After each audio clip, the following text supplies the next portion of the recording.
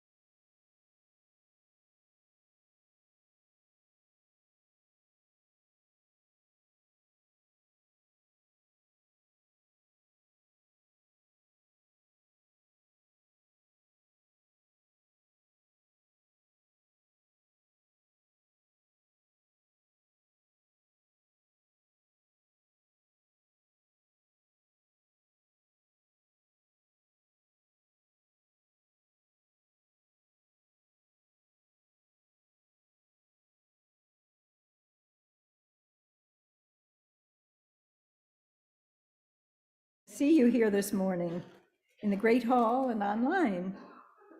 And thank you to everyone who is helping make this service happen this morning. If you are new or returning after a time away, we're very glad you're here. Feel free to fill out a blue welcome card, which you can put in the offering plate later in the service. There is also an online version that you'll find through the link in the chat. We'll put you on our email list so you can receive information about all our activities. We strive to be a congregation that welcomes people of all ages, races, religious beliefs, backgrounds, sexual orientations, gender identities, and abilities. And we belong to the Unitarian Universalist Association of Congregations, and we're guided and inspired by its values and principles.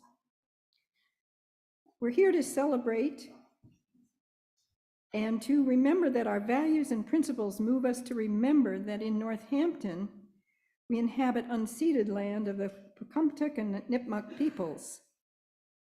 They remind us to acknowledge our responsibility to face the legacies of dispossession and systemic racism that are part of our collective history, even as we also affirm and celebrate the legacies that inspire us. We're here to celebrate, to reflect, and to support one another in sustaining hope and upholding our values. If you are on Zoom, we ask that you please keep your videos off except during the greeting. And if you're in the Great Hall, thanks for wearing a mask. After the service, Susie McCrae and Lori Loisel are hosting a social hour downstairs. Yum! We hope that you will either head down for food and drink and dreidel games, or stay here in the Great Hall to connect with others. From 11:15 till 12:30, we'll have a small group discussion on our monthly theme of wonder. If you are wondering if you would like to participate, meet in the parlor at 11:15. And now we'll begin our service.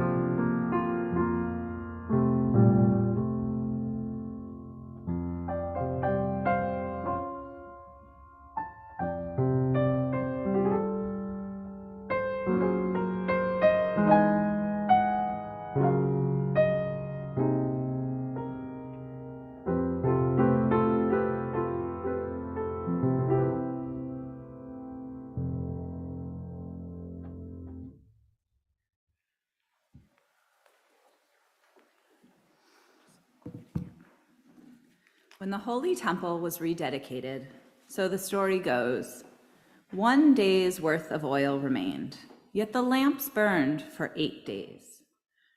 We light candles to the miracles, to all miracles. In times of darkness, we light candles to the miracle of light. In times of anxiety, we light them to the miracle of trust. In times of fear, we light candles to the miracle of courage. In times of oppression, we light them to the miracle of resistance. We light candles to the miracles of the season. We light candles to all miracles. And now, please join me in body or spirit and join in reading the words to accompany our chalice lighting.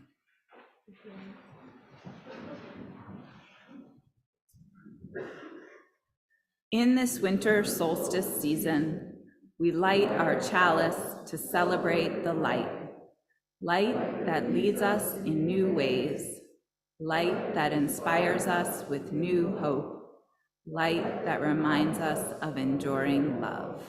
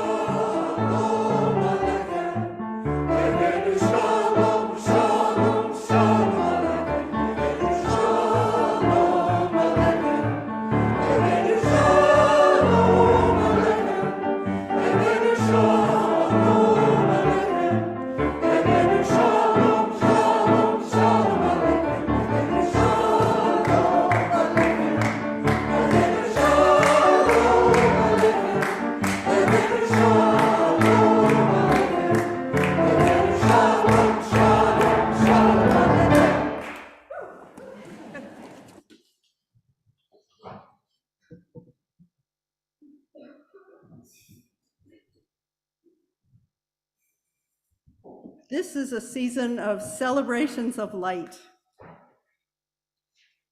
Long, long, long ago, all people lived in ways that made them very attuned to the changes of the season and the moods of the earth. Their lives depended on that. In the earliest cultures, religious celebrations honored the sun, and people celebrated the midsummer solstice, which is in June, the longest day of the year. They also celebrated the equinoxes in September and March, when the time of daylight and darkness is exactly the same. And they celebrated the winter solstice, the longest night, the shortest day, at the end of the third week of December. And the winter solstice this year falls on this coming Wednesday, December 21st. So we're just going to show a few of the festivals and celebrations that happen in different cultures. In Mesopotamia, where Iraq is now, the winter solstice was observed with a festival called Zagmuk, and some sources think this is the earliest solstice celebration that's documented in any case. People lit fires and they acted out a battle between monsters of the night. In Rome, the solstice holiday was called Saturnalia. People exchanged gifts and they decorated with pine boughs and holly. The Hopi peoples of North America celebrate a holiday called Soyal. Their holy men pray for 20 days for the return of the sun, and then everyone feasts and dances. In China, they celebrate with a feast of colored lanterns. And in India, they celebrate with a festival of lights called Diwali. So you probably know or can guess that the early Christians borrowed some of those solstice traditions from the Romans, from anyone who lit candles and bonfires, and they made the end of December the time to celebrate the birth of Jesus. All of these festivals celebrate light and hope. And in our service this morning, we are hoping that you will help Jessica tell the Hanukkah story. This is a participatory story. And we'll have our traditional solstice celebration, bringing our gifts to the tree. So now I invite you to rise in body or spirit and join in singing the Advent song, People Look East.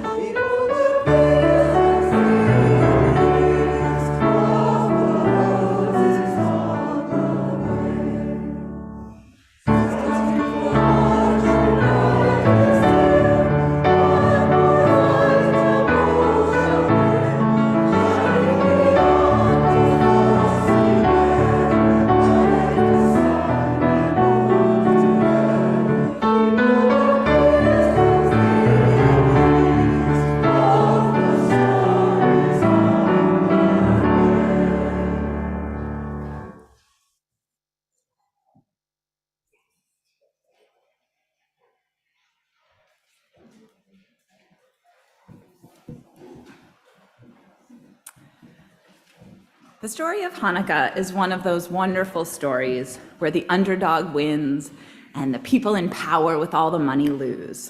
It's a story of activism and persistence. It's a story of how when people work together, they can accomplish so much. There might even be a miracle or two.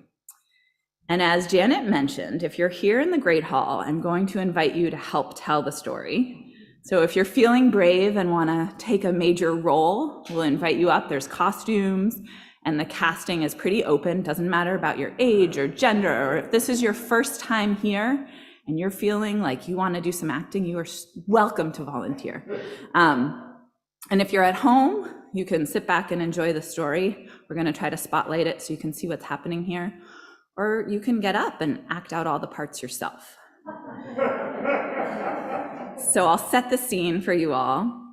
It was the year 168 BCE, and the Syrian Empire was huge. It also included the land of Israel.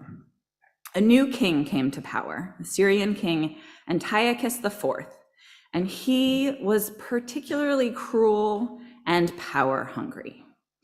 So is there somebody here who would like to volunteer to be a cruel and power-hungry leader? Thank you, Elaine.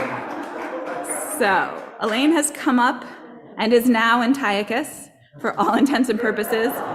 Can wave to the people at home, Elaine. The camera's over to your left. Salute. Thank you. All right. So Antiochus wanted everyone in his kingdom to act the same way and have the same religion. As you can imagine, he wasn't very fond of the Jews. He fired the Jewish high priest and replaced him with someone named Menelaus, who was a fan of Antiochus and Syrian culture. Is there somebody who would like to be Menelaus this morning? Patty, thank you. All right, so while Menelaus is getting prepared for their role, I have to let you know that Menelaus thought that if they were on Antiochus's good side, they might get some money out of the deal. So Menelaus, you can give a nod to Antiochus, or yeah, say hello to everybody. Thank you. And soon after Menelaus took power, Antiochus had to go off to Egypt, where his empire was waging a war. So long, Antiochus. Feel free to roam the Great Hall if you'd like.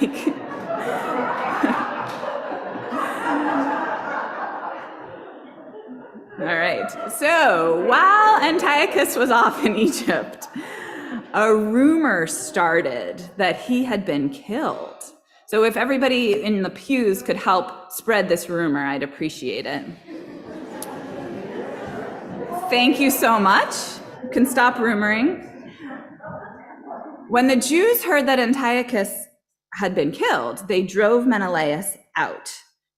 And can I have a volunteer? Oh, thank you, everybody. And you can go back to your seat, Menelaus. Thank you so much. You can keep the robe if you'd like. But as you all know, Antiochus actually wasn't dead, and he came on back. When he came back, he was not happy about what had happened with the high priest that he had appointed. And so he signed a bunch of executive orders. He made it impossible for people to be Jewish. Jews weren't allowed to observe Shabbat or other holidays. They were forbidden from practicing their dietary laws. And then he had his army invade the temple. So here in the Great Hall will be the temple for now. And they took the holy scrolls, the Torah, and burned them. In their place, if a few people want to come and loot the temple, we've got some very specific tasks for you.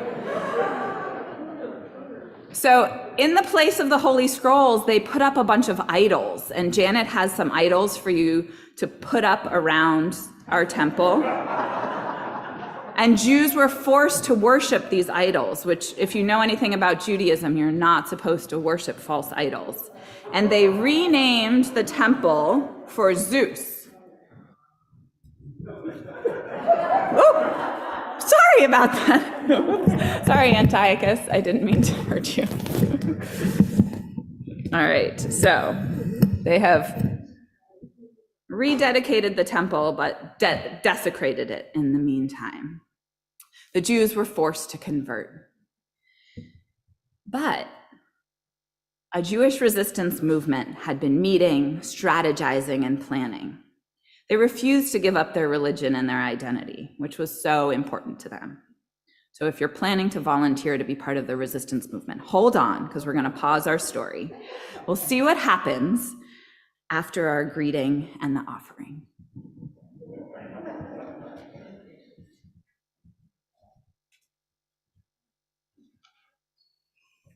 And now it's time to greet one another. You can stand up, say hello to the people in the back. We'll say hello to them on the screen. Say hello to the people on Zoom. Got them? Hello, everyone.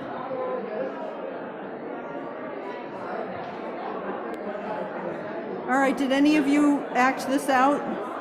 Did we have any? Oh, Kathy, did you? Hello, Christine, Amy, Robbie, nice to see you. Eric, are you acting this out with us? Sally, Andrea, Sydney, good to see you. Hi, Peggy. Who else is there? Lots of people. Marianne, Laura, Nikki, Nancy, Melissa, all the way from New Mexico, Margot, Larry, Kirby, good to see you, Ann, Claire, Cheryl, Janet, N, good to see you, Lynn Marie, Justina, that was gorgeous last night, Justina, your concert. Absolutely stunning. If anybody wants to say hello in the chat, you're welcome to. Happy winter solstice from Laura. Hello from Nikki.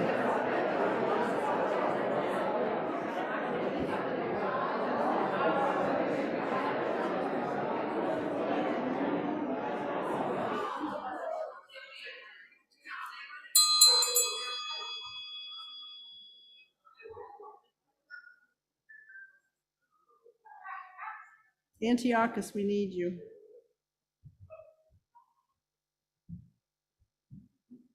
And now it's time. What happened? I think Zeus is interfering with us.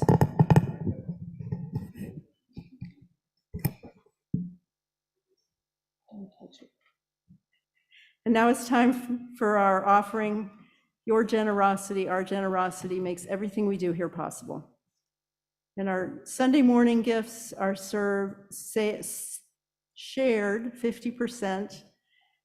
Half goes to the work we do inside here, inside our walls, and half to organizations that do important work out in the community.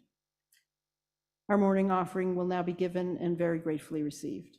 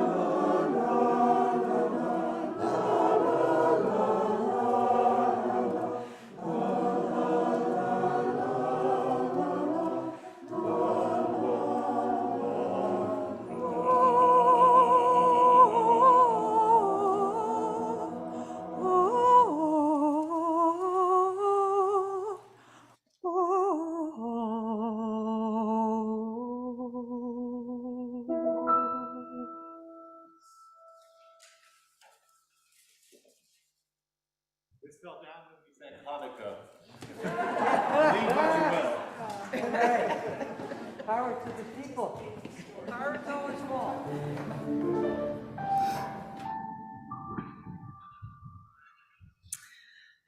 So when we paused our story, we had just learned that a group of Jews had come together to resist King Antiochus and keep their Jewish identity.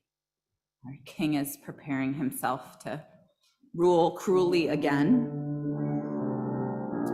So the resistance movement called themselves the Maccabees, and their leader was named Judah Maccabee. Do I have a volunteer to be Judah? Thank you, Colin. So Judah was an excellent strategist and meeting facilitator. And he was also really good at getting volunteers to join him in the resistance movement. So Judah, if you'd like to recruit your volunteers, or if you know that you're part of the resistance movement in your heart, please come on up. Excellent. Thank you, Maccabees.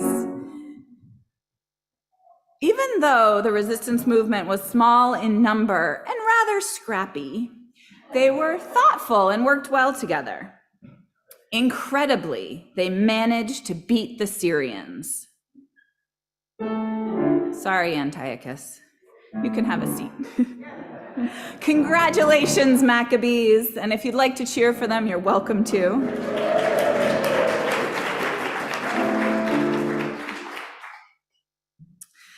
The first thing that they did after their victory was to return to the temple to make it sacred again.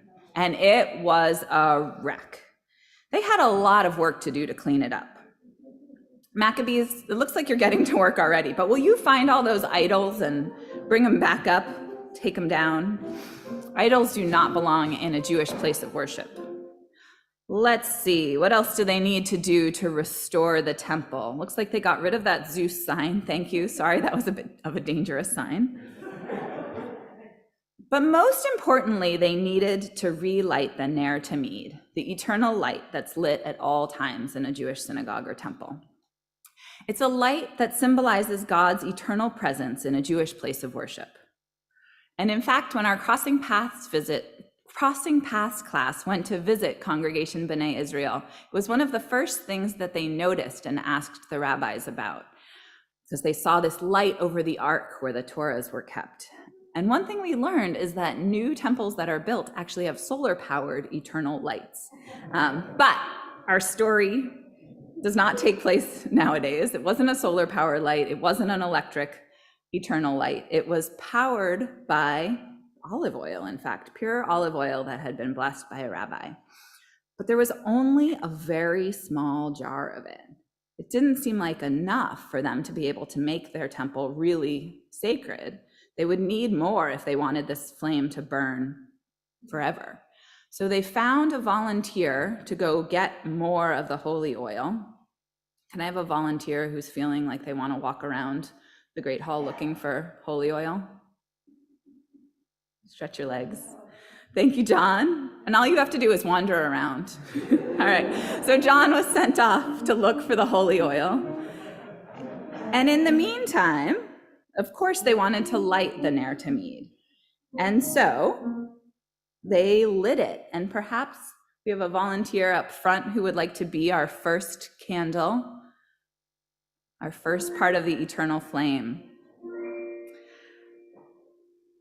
So the eternal light lit, but they were worried as that first day went on that it wouldn't stay lit. And when they went to bed at night, they were all worried that by the time they woke up, the eternal flame would be out. However, when they woke up, the light was still strong. In fact, they had enough oil to light another flame. And if you're at home or here in the Great Hall, will you join me in saying, it's a miracle? It's a miracle. And as that next day wore on, they waited for that flame to go out, and it didn't go out. And the next morning, there was enough oil for another flame. And on for 8 days. Every day they would worry that John might not get back in time before they ran out of oil. And every day, another flame was lit. It's a miracle. It's a miracle. For 8 days, the Ner Tamid stayed lit, and the eternal light in their temple was strong.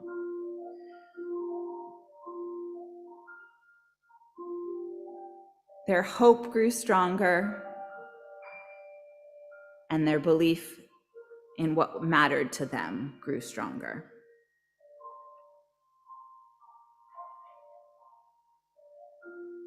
And John returned, and they were able to have the eternal light last forever in the temple. So they had made it holy once again.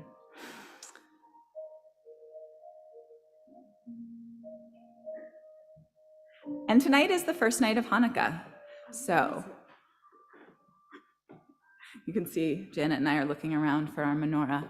We don't, it seems to have vanished, but we happen to have a human menorah up front. So if you know the blessing over the candles for Hanukkah, you can join me. Baruch atah Adonai Eloheinu melech haolam asher kiddushanu b'mitzvotav v'tzivanu lehadlik ner shel Hanukkah. And for the next 7 days, Jews will add another candle in memory of that miracle. Thank you, actors. You can sit down.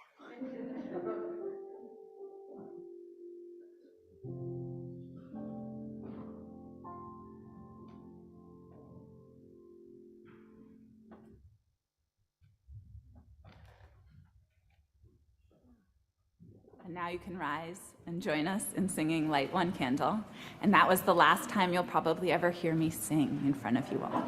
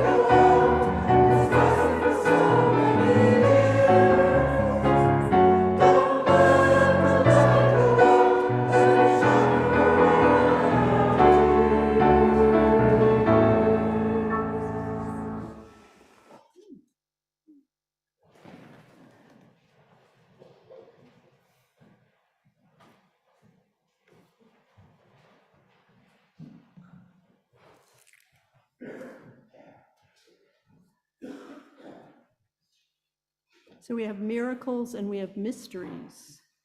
And the mystery is what happened to our menorah, which we swear was here on Thursday, so.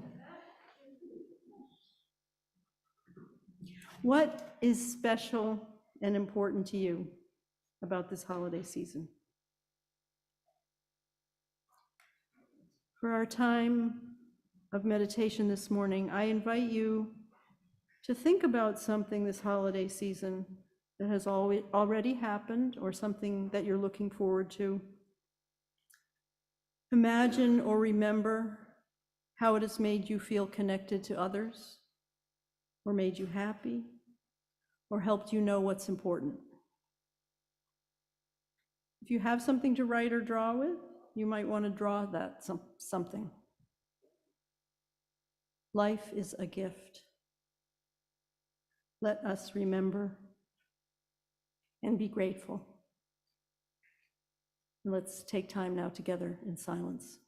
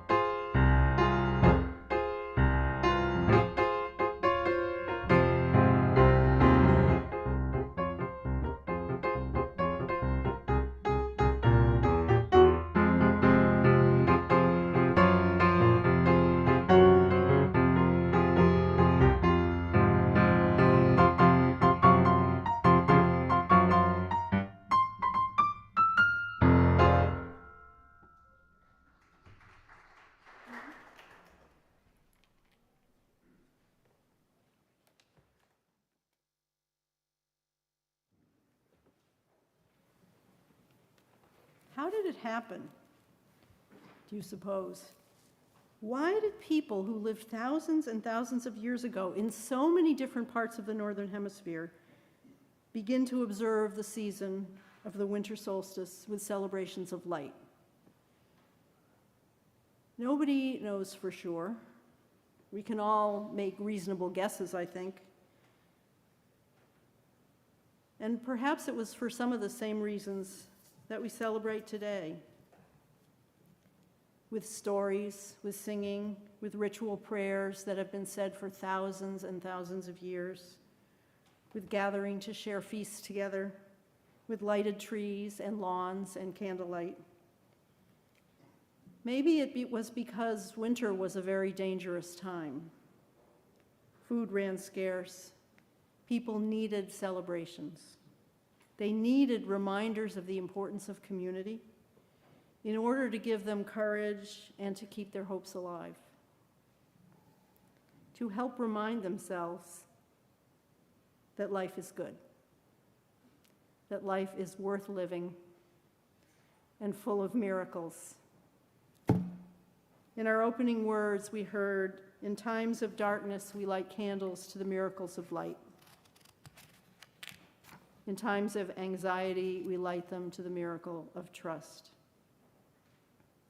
In times of fear, we light candles to the miracle of courage. In times of oppression, we light them to the miracle of resistance. We light candles to the miracles of this season, and we light them to all miracles." So it was once a tradition in this congregation to decorate the tree in our Great Hall with mittens and scarves to give to people who needed them.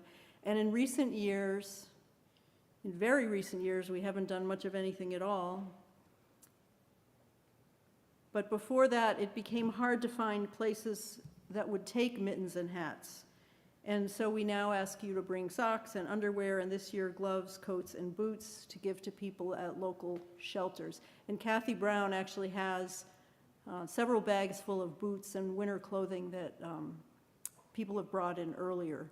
Those are in her car. Kathy will deliver them, everything we bring to the shelter. But let's imagine for a moment that we are living at a long time ago in a place that has 4 seasons like our own.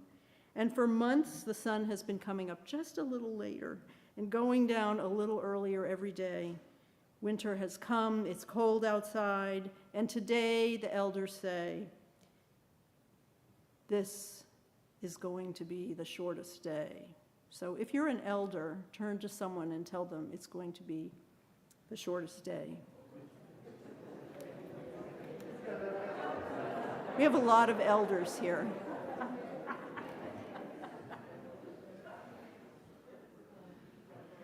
On the afternoon of that shortest day, the people gather.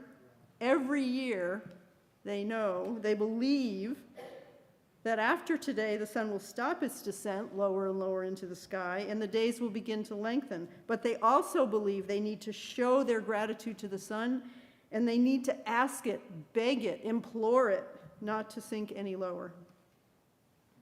As night comes, they make a huge bonfire. They chant songs to help encourage the sun to not fall any further below the horizon. And some of the people go out to find wood in the forest for a huge bonfire. So in just a minute, we're going to use our imaginations. As you bring your gifts forward to place under the tree, you can pretend you're carrying a flaming torch for light or a piece of wood for warmth, because everyone needs light and warmth. Lamps allow us to read and work and play when it's dark. Winter clothes protect us from the cold, and bonfires like the one we're imagining keep people warm, kept those people long ago from freezing as they waited for the longest night for the sun to rise. Everyone needs warmth and light, the warmth of a community like the Maccabees long ago, working together for their own freedom, the light of hope and courage, like the holy flame that continued to burn in the rebuilt temple long after that oil should have been gone, the light and hope that children bring. And we have some very young children bringing us light and hope in just a minute.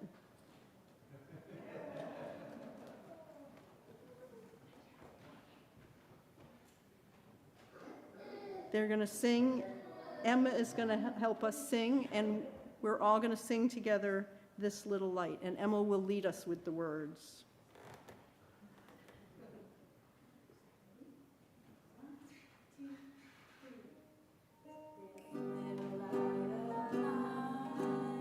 I'm gonna let it shine, this little light of mine.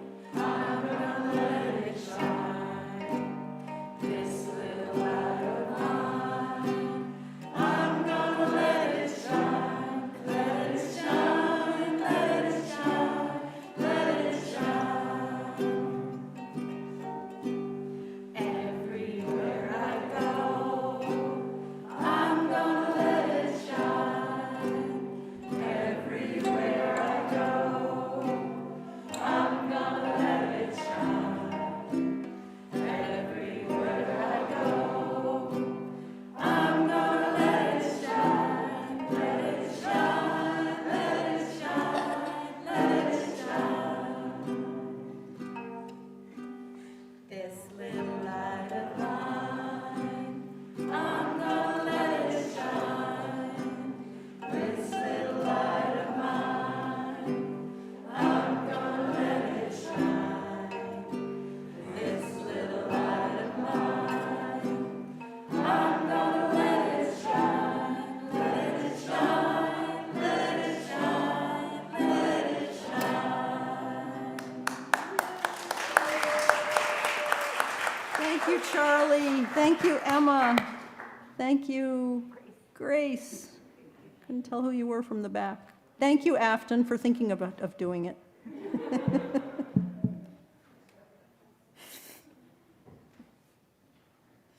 And now we'll begin our procession of gifts. You can process even if you don't have something. You can imagine that you are bringing warmth and gifts and light to our bonfire. And as we come, we'll also chant. The song is Chant for the Seasons. The words are on the screen, and they're also in your hymnal as number 73. Let's begin bringing wood or flame to place on our bonfire under our tree.